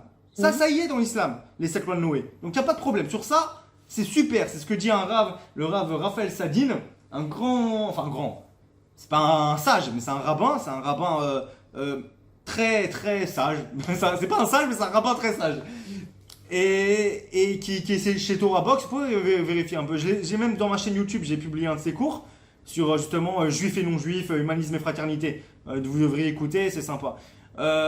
Donc le rav Raphaël Sadine, il dit ouvertement que l'islam est une religion parfaite pour les non-juifs. Alors bien sûr, ma femme, qui est aussi très sage, est contre. Alors elle adore ce rabbin, elle l'adore, mais elle dit, ah non, je suis pas d'accord, c'est pas une religion parfaite, faut pas abuser, mais c'est une religion excellente, oui, pour les non-juifs. Et c'est ça en fait, c'est que l'islam au final, à partir du moment où il respecte les 7 lois de Noé, quand bien même il y a des détails de mensonges ou d'erreurs, les 7 lois de Noé, c'est ce qui est obligatoire pour les non-juifs. À partir du moment où ça ne transgresse pas ça va, c'est déjà une très bonne religion pour les non-juifs. D'accord, mais alors, d'accord, j'entends bien ce que tu me dis, pas de souci, pas de souci. Mais concernant donc en fait oui, ce qui a été révélé en fait au prophète Mohammed sallallahu alayhi wa sallam, à savoir la Torah, c'est bien évidemment en fait le message originel, le message premier. Et ensuite, elle a été abrogée. Pourquoi? Elle a été abrogée pourquoi? Parce qu'en fait il y a eu ensuite des explications, si tu veux en fait, et comment dire, des actes qui se sont greffés en fait au peuple juif en fait, et qui n'étaient pas justement au peuple juif, et c'était en ça qu'il était choisi. C'était parce Dieu leur avait en fait ordonné de ne pas faire comme les peuples qu'ils rencontraient, de ne pas en fait pratiquer certaines choses qu'ils ont pratiquées. Ils se sont attachés en fait aux croyances de d'autres peuples en fait. Je crois qu'il y avait les Chaldéens, les Babyloniens. Donc en fait ils se sont aussi attachés à certaines choses, et c'est en cela en fait que le message il a été altéré. Et c'est pour cela en fait que vous ne reconnaissez pas, enfin vous reconnaissez pas en fait du coup le message, la parole qui a été transmise ensuite au prophète Mohammed sallallahu alayhi wa sallam. Mais le message originel, la parole qui a été transmise, elle est là en fait pour valider justement le message originel de la Torah.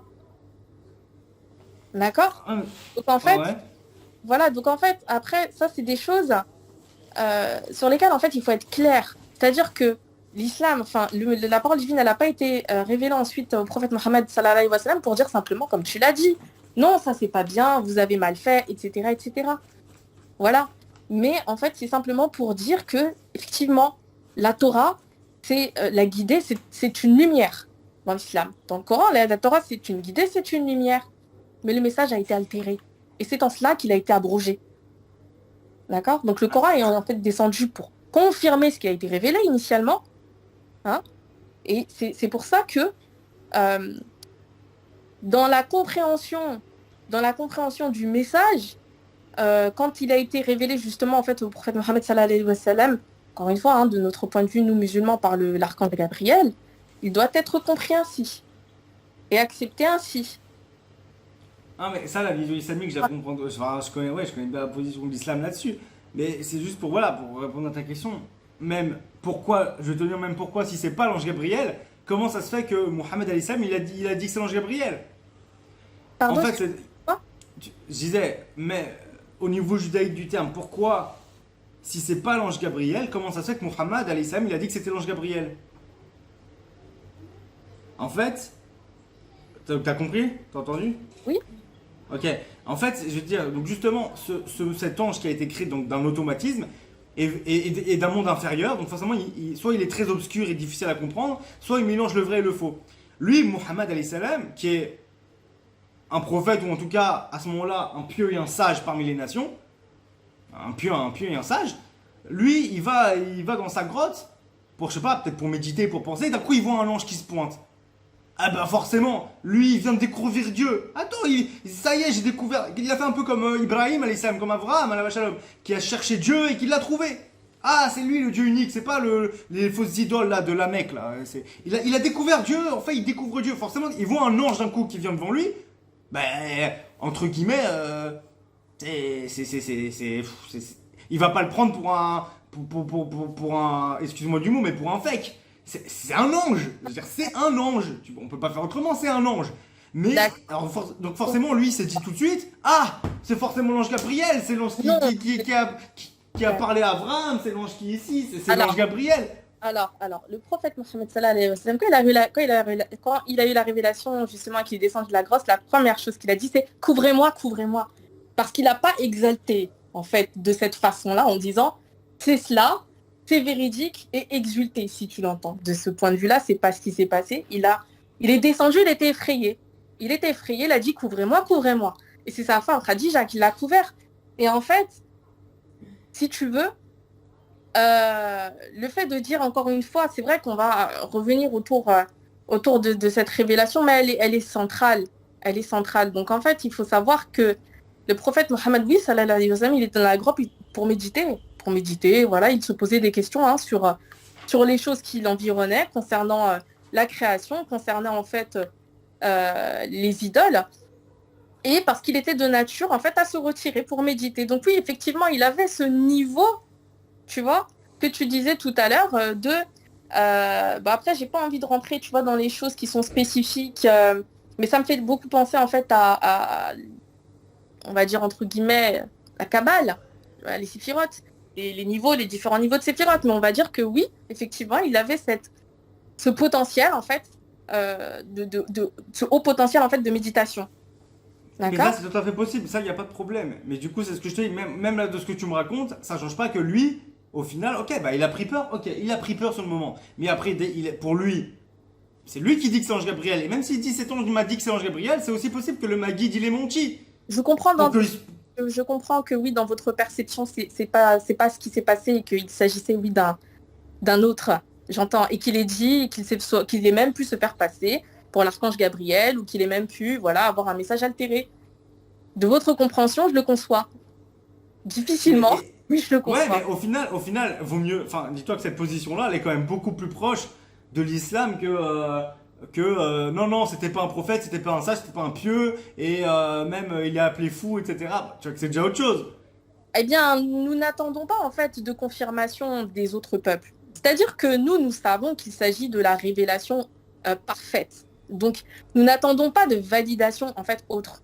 D'accord? Mais euh, dans votre entre guillemets validation, approbation, pour vous, au contraire, nous disons que oui, à la rigueur, c'est peut-être une meilleure chose pour vous de croire ceci.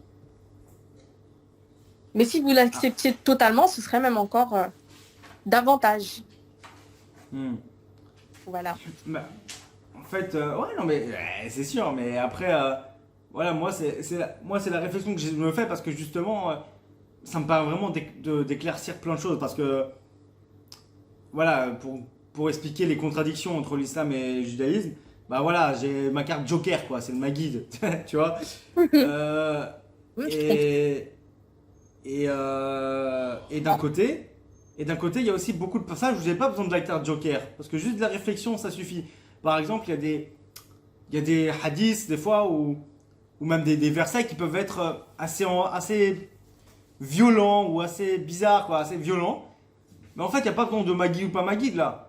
Mhm. Juste, et tu vas voir différents mufassirin, donc différents tafsirs du verset ou le char du hadith, les explications du hadith. Essaie de voir comment on peut comprendre les choses. Et en fait, il y a plein de hadiths ou de versets qui ont l'air de contredire la Torah, qui des fois en fait ne contredisent pas la Torah si on change notre compréhension de la chose en fait.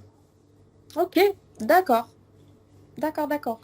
J'entends, je comprends. Ok. Est-ce que Imani, t'as d'autres questions normalement? Bah, par rapport à... Oui, j'ai un peu touché du doigt et je ne sais absolument pas hein, si quelque chose... c'est une chose sur laquelle tu vois, tu peux t'exprimer, mais oui, le monothéisme, donc en fait... le monothéisme, en fait, voilà, tout simplement. Donc, pour moi, y a une dysmorphie, il y a des anomalies, en fait, bah, c'est un peu compliqué de dire ces mots-là, mais paganisme, qui se sont un petit peu infiltrés dans certaines choses, euh, peut-être, enfin, du Talmud. Et je me pose des questions, en fait, et je me dis que c'est contradictoire, en fait, au monothéisme absolument absolu que, que, que dépeint, en fait, la Torah. Alors, comment ces pratiques, en fait, elles peuvent être encore existantes aujourd'hui? Comment se fait-il qu'on y ait encore recours, qu'elles soient validées? Euh, donc, en fait, ouais, comment dire? Parce que j'ai pas envie de heurter, mais comment se fait-il qu'il y ait possiblement des pratiques, en fait, babyloniennes, chaldéennes, en fait, dans le Talmud, dans l'un des deux? Enfin, Donne des exemples parce que là comme ça je vois pas. bah, en fait, les amulettes, Ah les camillotes. ouais, il y a les amulettes. Il y a aussi, il me semble, la nécromancie. Je ne sais pas qui la pratique, mais il me semble que c'est les femmes. Les femmes ont certaines capacités. Peut-être que là, à ce moment-là aussi, ça rejoint, et c'est même pas peut-être, mais je pense que ça rejoint aussi beaucoup le mysticisme de la Kabbalah avec les différents degrés de l'âme juive. Et donc, en fait, je me pose la question, basiquement, en fait, est-ce que c'est pas la même chose? C'est pas la même chose, en fait, ces amulettes, le fait d'exorciser les démons, c'est c'est de Bon la, alors, c'est de la bon magie. déjà, ok, bon déjà je crois que ça se dit comme ça en arabe, la ruqya, l'exorcisme, ça existe même en islam. Oui, bien sûr. Oui, oui. Bon déjà donc ça il y a pas de problème. Maintenant les amulettes, faut comprendre que bon amulettes il y a amulettes et amulettes. En Kabbalah c'est vrai qu'il y a cette histoire en Kabbalah d'amulettes entre guillemets protectrices ou d'amulettes qui ont certaines capacités. C'est parce qu'en fait on met des noms de Dieu là-dedans. C'est comme si je te disais tu vois, un attribut de. Tu veux bien connaître un attribut d'Allah, Bien sûr. genre le guérisseur par exemple. Je sais pas s'il y a un mot comme ça. Mhm. Ouais. Bon, bah, c'est comme si tu faisais une amulette avec un verset du Coran qui emploie ce un verset du Coran ou avec, et puis tu mets le nom de l'attribut d'Allah, genre le guérisseur, tu vois. Ok, d'accord, je comprends. Voilà. Ok, c'est ça. En soi, c'est pas de la. C'est pas. En soi, c'est pas voilà, de la magie, quoi. Non, il y a ce que... Voilà. Oui, pardon, Mais attends, il y a ça, et nous c'est pareil, va y avoir en général des noms de Dieu, des versets, des choses comme ça, et en fait, il faut faire une différence entre la sorcellerie et la Kabbalah Mahasid, parce que la Kabbale c'est pas de la sorcellerie. Non, Même si. il y a la partie monothéiste, oui. Non mais tout est toujours monothéiste, y a rien de polythéiste dans la Kabbale. Hein. Euh, c'est juste on pourrait croire qu'il y a de la magie, de la sorcellerie, c'est pas le cas. On pourrait dire de la magie blanche, mais c'est pas vraiment ça. C'est plus utiliser. En fait, la Kabbale, c'est quoi? Quand il y a une action, c'est que tu utilises un nom de Dieu pour en fait contraindre un ange à faire ce que tu veux, par exemple. Par exemple, te téléporter, te mettre invisible, tuer ton ennemi qui t'agresse, quelqu'un qui D'accord. vient pour te tuer, tu mets ton doigt sur une mezouza. Tu connais les mezouzotes, les petits Oui, oui. trucs aux Ouais, portes là, avec un porche. Tu mets ton doigt sur une mezouza qui doit être kshera, qui doit être cachère, qui doit être bien comme il faut, et tu dis, je ne sais plus je sais plus quel verset, enfin je sais plus ce que tu dis quelque chose avec les noms, un nom spécifique de Dieu, et ben ton agresseur il meurt sur le coup. Sans d'accord, toucher, comme ça. d'accord. Mais ça c'est pas de la sorcellerie, de la magie. T'es pas censé te faire passer pour un magicien. Et d'ailleurs, en général, t'as plus de malheurs qui t'atteignent si tu utilises la Kabbalah Maasite, la Kabbalah à mauvais escient. Parce que La... t'es pas censé l'utiliser comme ça à mauvais escient. D'ailleurs, même les sages du Talmud qui utilisaient, on voit qu'ils se téléportaient, il y a rapporté dans le Talmud, je sais plus exactement où, je crois, dans la Gadot du Talmud, un sage qui c'était pareil, c'était à un moment, il avait entendu qu'il se passait un truc, il a voulu s'enfuir. Il aurait pu s'enfuir normal. Non, il a fait le bambou, le parchemin, hop, téléportation. Et quand il est arrivé là où il est arrivé, il y a un autre sage qui lui le voir qui a dit qu'il a critiqué, qu'il a réprimandé en disant mais non mais ça va pas de faire ça, mais t'en avais pas besoin quoi. Pourquoi t'as fait ça? C'est interdit. J'en fais D'accord. pas ça pour rien. Tu vois, Ouais. donc il y a comme cette idée que non, il y a Dieu, faire attention, on fait pas ce qu'on veut. Mais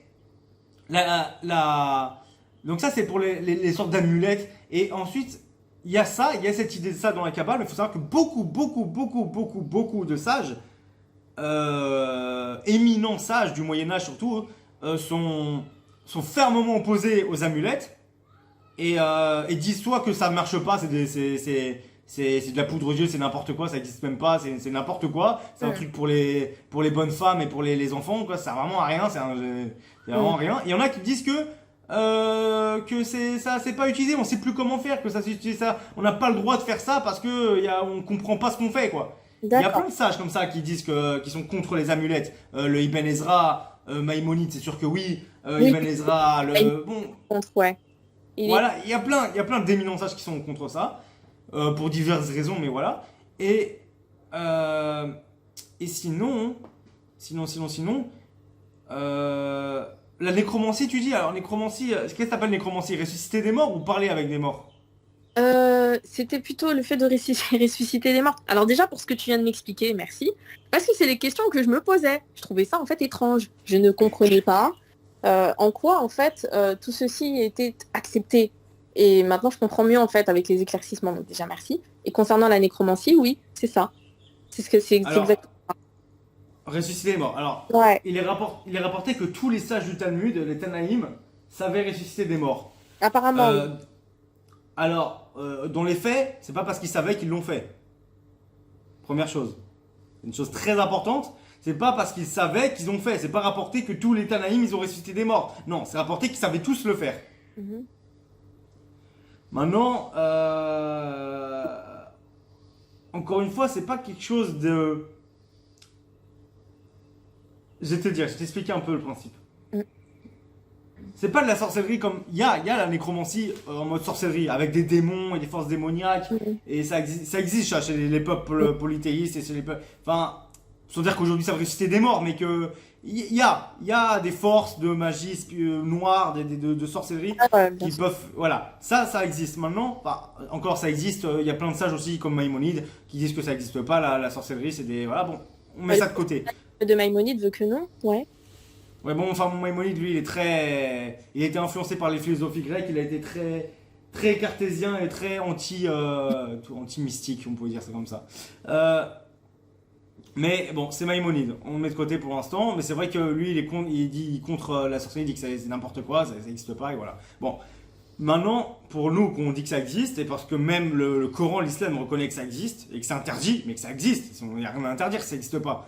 Donc, et la Torah aussi reconnaît que ça existe, puisqu'elle interdit la sorcellerie. Mm. Donc, en fait, il y a, comme je dis, il faut la différence entre la Kabbalah et la sorcellerie.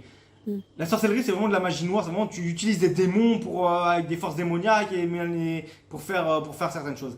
La Kabbale, en fait, avant de pouvoir faire des choses, il y a ce qui est la Kabbalah Ma'asit, la Kabbalah de l'action, il y a la Kabbalah Hakirit. de recherche, de sagesse, la sagesse de la Kabbale, la Oui. recherche de la Kabbale. C'est vraiment la spiritualité, la Voilà, théorie. c'est ça, ouais, ouais, c'est ça. C'est Et celle-là. en fait, Oui. voilà. Alors en fait, il faut comprendre que quand tu étudies à fond la Kabbale, et c'est de toute façon, déjà pour étudier la Kabbale et être un vrai kabbaliste, il faut avoir terminé au moins une fois tout le Talmud. Au moins une fois. Et c'est rien, en vrai, c'est même pas suffisant. Parce que D'accord. tu l'as terminé une fois, tu te souviens rien de ce que tu as étudié. Donc en vrai, il faut l'avoir terminé peut-être deux, trois fois, et là peut-être tu peux commencer à. Mais en tout cas, un vrai kabbaliste, c'est quelqu'un qui a étudié déjà tout le Talmud. Le mec, il connaît très très bien la Torah, il Ouais. connaît plus ou moins bien les paroles des prophètes dans le reste de la Bible hébraïque, dans le Nar. Et il connaît le Talmud bien aussi, et toute la halakha bien comme il faut, la jurisprudence, Ouais, le fiqh ouais. très bien. Bref, c'est quelqu'un qui est en fait un grand rabbin, un rabbin qui est calé, qui peut répondre à n'importe quelle question. Voilà, Mm. mais vraiment n'importe laquelle, il sait te répondre. Ça, c'est le niveau qu'il faut avoir normalement pour commencer à étudier la Kabbale, surtout la Kabbale Maasite, mais pour étudier la Kabbale. C'est vraiment ça vient du deuxième plan. Je te dis pas, quand t'es un juif simple, t'as le droit d'avoir des enseignements éparpillés comme ça de Kabbale, de la poudre de Kabbale. Ça existe, des fois t'écoutes, t'es là, t'as un juif nul de Paris là. Et t'écoutes et toi t'as jamais ouvert un livre de ta vie, mais t'écoutes les rabbins sur internet. Bon bah t'as un rabbin, il a cité une parole de Kabbale pour expliquer un verset. C'est pas dramatique ça, c'est bon, tout va bien. Mais étudier, de rentrer toi dans la Kabbale, devenir un kabbaliste, ça, il y a des conditions. C'est pas bien de faire ça quand t'as pas le niveau. Ouais, Donc par déjà, c'est des gens qui ont le niveau. Ensuite, la Kabbale, c'est vraiment la, c'est pas la mystique juive vraiment, c'est les profondeurs, les secrets de la Torah. Et plus tu cherches, plus tu vas profondément, plus tu comprends. En fait, tu comprends tu comprends Dieu en fait. Parce ouais, que on dit Ein od milvado, il n'y a rien sinon lui. Il n'y a que Dieu en fait. Tout est illusion en fait. Il n'y a que Dieu. Il y a Dieu et sans Dieu il n'y a rien en fait. Il n'y a que Dieu. Alors en fait tu comprends du coup que qui est Dieu? Qui est Dieu? Comment il agit sur le monde? Comment fonctionne chaque chose, chaque élément de la nature? Enfin, tu vois tout, tu comprends tout. Il faut avoir voilà. Et en fait, de la même façon que même les musulmans reconnaissent qu'il y a à la fin des temps chez nous ce qu'on appelle Hayat Ametim, le jour de la résurrection des morts. c'est ça. Dieu va ressusciter et on va tous se faire juger. Mhm. Voilà. Oui. Donc il y a une résurrection des morts. Bah, de la même façon, quand ces grands sages du Talmud avaient compris dans la profondeur de la Torah, de la façon dont Dieu, lui, allait ressusciter les morts. Et de fait qu'ils aient compris, ils savent comment ressusciter un mort. Mais est-ce qu'ils vont le faire? Non. C'est tout simplement ça. C'est que quand tu as compris les voies d'action de Dieu, Dieu il va ressusciter les morts, Dieu il va ressusciter les morts, enfin le jour de la résurrection. Et bah c'est pareil. C'est une façon de. C'est quelque chose, une voie d'action de Dieu. Et quand et dans la Kabbale, et au niveau des Tanaïm à l'époque, des sages du Talmud qui étaient Tanaïm, bah, ils avaient compris, ils connaissaient, ils comprenaient, ils connaissaient cette voie d'action de Dieu. Ce qui fait qu'en gros, ils connaissaient, ils savaient comment ressusciter un mort. Parce qu'ils avaient compris comment Dieu va ressusciter les morts. Donc ils savaient ressusciter un mort. Mais ça veut pas dire qu'ils aient ressuscité les morts comme ça et pompélo. Ça n'existe pas ça. C'est marqué nulle part. Ok, d'accord, je comprends. Une question personnelle, hein, j'ai bien compris tout ce que tu m'as dit. Et une question, enfin, quelque chose qui m'interpelle. Le fait de dire, en fait, qu'ils ont compris, après avoir étudié, hein, et d'avoir tellement poussé cet apprentissage-là, ils ont compris comment Dieu ressuscite les morts, et donc, du coup, ils en avaient la capacité, bien qu'ils ne l'aient pas fait. Hein, mais ils ont compris. Moi, la chose qui me fait bondir, on va dire presque, mais c'est innocent, hein, c'est juste une question. Comment est-il possible d'envisager cela? De quoi? De comprendre Dieu? Comprendre, en fait, effectivement, les méthodes euh, qui nous dépassent tous, en fait. Alors après, je sais que vous avez une autre perception des choses concernant l'âme juive, je sais. Mais tout de même, moi, ça me fait me poser, en fait, cette question-là. N'est-ce pas, en fait, se mettre au niveau d'Allah Azzawajal, c'est blasphématoire quelque part. Non, non, non. En fait, je t'explique. Faut comprendre déjà que Dieu, il a créé l'homme à son image. Mhm. L'homme, il a une capacité en lui, déjà, il a une âme divine en lui. Il a quelque chose Oui, de divin en lui, des capacités qui fait qu'il a l'image de Dieu, qu'il a une capacité de discernement, une capacité d'étude, etc. Bref, toutes sortes de ce qu'est l'homme, en fait, dans son essence. Mhm. Il ressemble entre guillemets à Dieu.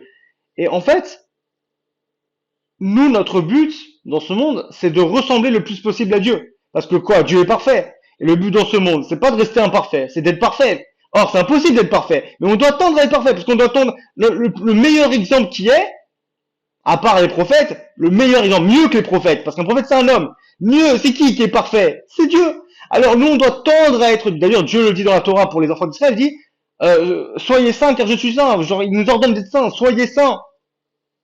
Il nous dit donc comment on devient saint en pratiquant la Torah, etc. En mettant, mais aussi en connaissant Dieu. Il faut connaître son Créateur.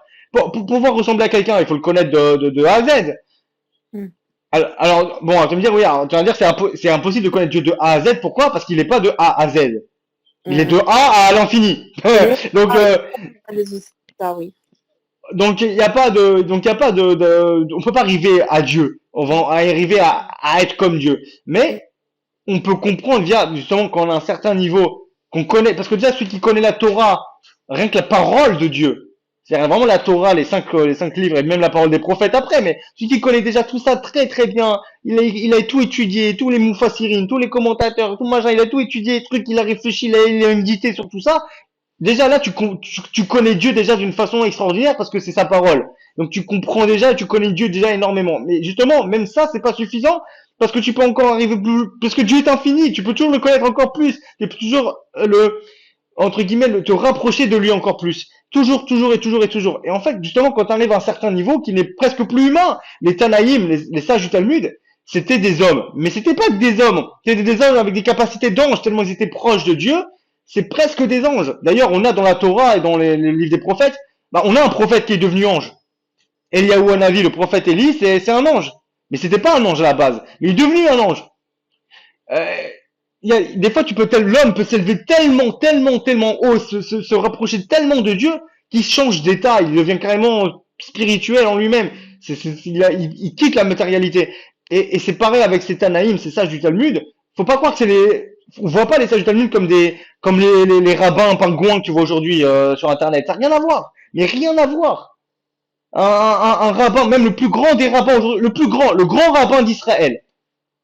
Même pas. Tous les grands rabbins d'Israël, depuis la création de l'État d'Israël, tous ensemble réunis, ils arrivent même pas au genou d'un Tana, d'un sage du Talmud, même pas au genou. Faut se rendre compte, c'est quoi? C'était des sommités. Et ces gens-là, et c'est bien pour ça que d'ailleurs, justement, il y a aucun rabbin aujourd'hui qui s'est ressuscité un mort, il sait même pas le 1% de comment ça se passe. Voilà. Donc je veux Ouais, dire que, d'accord, ok. Non, mais parce que comme je t'ai dit, tu vois, j'ai été amenée à discuter avec un garçon très sympathique et tout. Et il me disait tout le temps ça. Il me disait tout le temps ça. Qu'ils avaient que vous aviez la capacité de le faire et que vous le faisiez ou presque, en gros, hein, limite comme vous le voulez, quoi. Et là, je me suis non, dit, non, ça c'est faux. à C'est la faux. rigueur, même si c'était le cas, comment en fait on parlait avec autant de facilité et autant de simplicité, c'est forcément beaucoup plus Non, complexe. non, c'est faux. C'est faux ce qu'il a dit. Je sais pas qui c'est faux. Mais en tout cas, les Tanaïm, les sages du Talmud, c'est vrai. Mais c'était eux. Déjà, même les Rishonim, les sages qui sont venus après, genre Maïmonide, déjà à l'époque de Maïmonide, ils savaient plus rien de tout ça. Mm. Rien du tout. Mais zéro. Peut-être 0,5, 1%, 2%, mais c'est tout. Rien. Rien, plus rien. Ça s'est perdu. Donc, D'accord. c'est vraiment une période spécifique. Et encore une fois, ils le faisaient pas. Et non, et on peut pas dire que c'était un blasphème parce que genre, ils se sont justement élevés tellement haut qu'ils sont arrivés presque au niveau des anges. D'ailleurs, Ouais. je vais te dire même un truc, c'est que il y a une histoire qui est rapportée dans le Midrash. On va parler un peu de Moussa, alayhi salam, de Moïse, Moshe, alayhi salam, où il a ouvertement contredit une armée d'anges s'est opposée à lui pour le don de la Torah. Et il les a, ben, il leur a foutu une claque, entre guillemets, au niveau de sa sagesse, de ce qu'il a dit. C'est-à-dire que Dieu, il a voulu révéler la Torah à Moussa, alayhi salam, ok? Les anges ont dit à Dieu, mais pourquoi tu fais ton livre là, il est avec nous, il est dans le ciel, il est là, il est avec nous.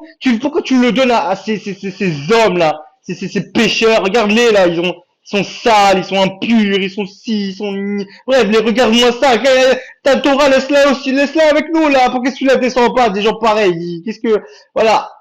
Alors Dieu l'a dit, à Moussa les il a dit, ils ont raison, alors vas-y, argumente, contre-argumente, prouve-leur que tu mérites la Torah, que vous méritez la Torah. Comme ça, il lui a dit Dieu. Hmm. Qu'est-ce qu'il a fait Moussa alayhi salam? Il a parlé aux anges, il leur a dit. La Torah, elle dit, par exemple, je te donne des exemples, hein, parce que bon, voilà, mais par exemple, la Torah, elle dit de manger cachère, de pas manger certaines viandes, de pas manger ceci, cela. Or, vous, les anges, vous n'avez pas besoin de manger. La Torah dit de ne pas faire d'adultère. Or, vous, les anges, vous ne connaissez pas la débauche. Et t'as des trucs comme ça. Et du coup, les anges, ils ont fini par avouer que, ok, c'est bon, c'est vrai, la Torah, elle est pas faite pour nous, elle est faite pour vous. Tu vois? D'accord. Après, c'est une image, quoi. On sait pas est-ce que c'est vraiment passé comme ça dans les mots, ou c'est pour une métaphore pour dire que, euh, pourquoi la Torah, en fait, elle est vraiment faite pour nous, etc. Et voilà. Bref. En tout cas, peu Mais importe. c'est peut-être, Là, oui. Moïse, à ce moment-là, Moussa salam s'est élevé au niveau des anges. Il a même dépassé les anges. Parce que nous, on mérite le livre de Dieu. Nous, moi, j'y suis là, vous n'étiez pas d'accord hein, avec le de la Torah. Bah, moi, humain, je vous ai prouvé qu'on méritait la Torah. Tu vois, c'est que l'homme peut s'élever au niveau des anges, voire les dépasser, parce que l'ange, c'est qu'un robot de Dieu. En fait, j'ai lu quelque part ça, oui, que l'ange, en fait, il avait déjà la, avait- il Tu bugs. était Non, ça bug. Ça bug. Répète, ça bug, doucement.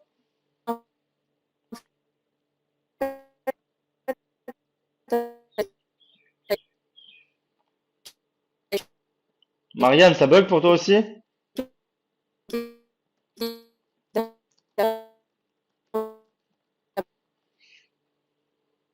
toute façon, tu bugs, hein. Ouais, ça bug, hein. Tu bugs. T'es mort.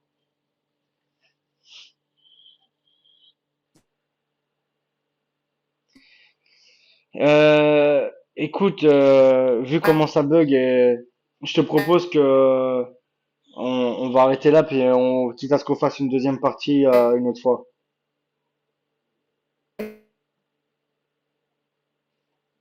Et ça te va ou pas écrit au pire, parce que on Ça t'entend bug vraiment beaucoup pas. là. Puis là, Ah, ok, après. ah,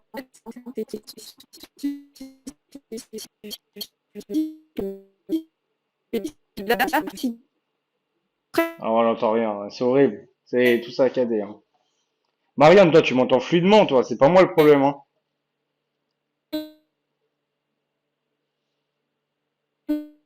Ah, voilà.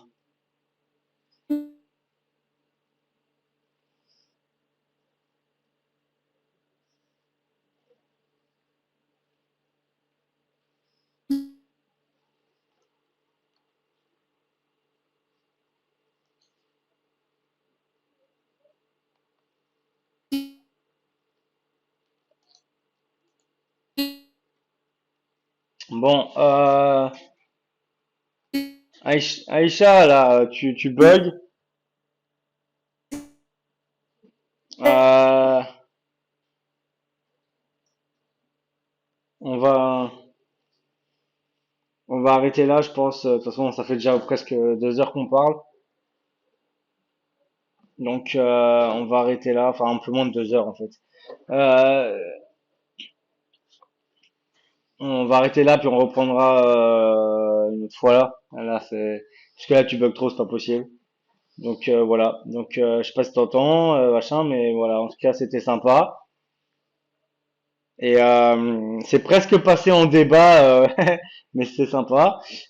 Et mais voilà, c'est intéressant et on pourra remettre ça une autre fois la suite là, parce que t'as d'autres questions, j'imagine que t'as pas pu, voilà. Mais voilà, on va commencer par ça et je vais voir aussi comment ça va rendre parce qu'avec tous les bugs qu'il y a eu là, voir comment je vais me débrouiller.